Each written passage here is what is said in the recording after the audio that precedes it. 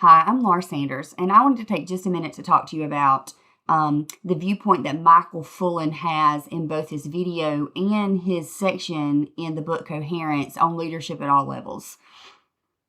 Really, in summing this up, I found that he was discussing how valuable it is to have leaders at both the school level, the district level, and the state level that view themselves as indispensable so that they are constantly building up and growing the leaders that will come behind them. Specifically in the book Coherence on page 134, it says, one of the marks of an effective leader is to not only impact student achievement, but how many good leaders they leave behind. And it goes on to say that effective leaders choose and develop other leaders.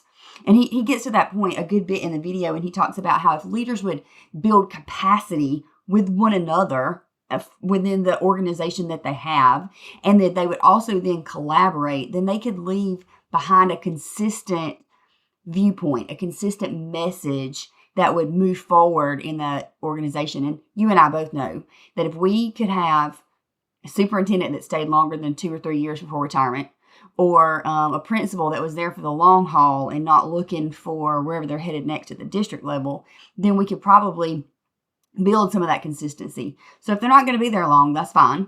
Then in the short time that they are there, we really need them to have consistency of focus and build up leaders. And one way I've specifically seen this is in the county that I came from before this.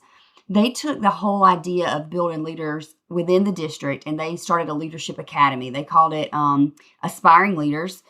You had to be nominated by your principals to be a part, and it was 4 times a year that you would go, and they would teach you things about how to work with adult learners, the ins and outs of how a district really runs, which as a teacher was wildly helpful to me. I had no idea how the budget worked, and having the person come in from that department and explain that to us was mind-blowing. They also said and explained like how they make determinations about how many students are going to be in classes the next year based off trend data, where we're just thinking they're not giving us people for another 5th grade slot. So just hearing it directly from them, we were able to go back then with more of that systems level thinking.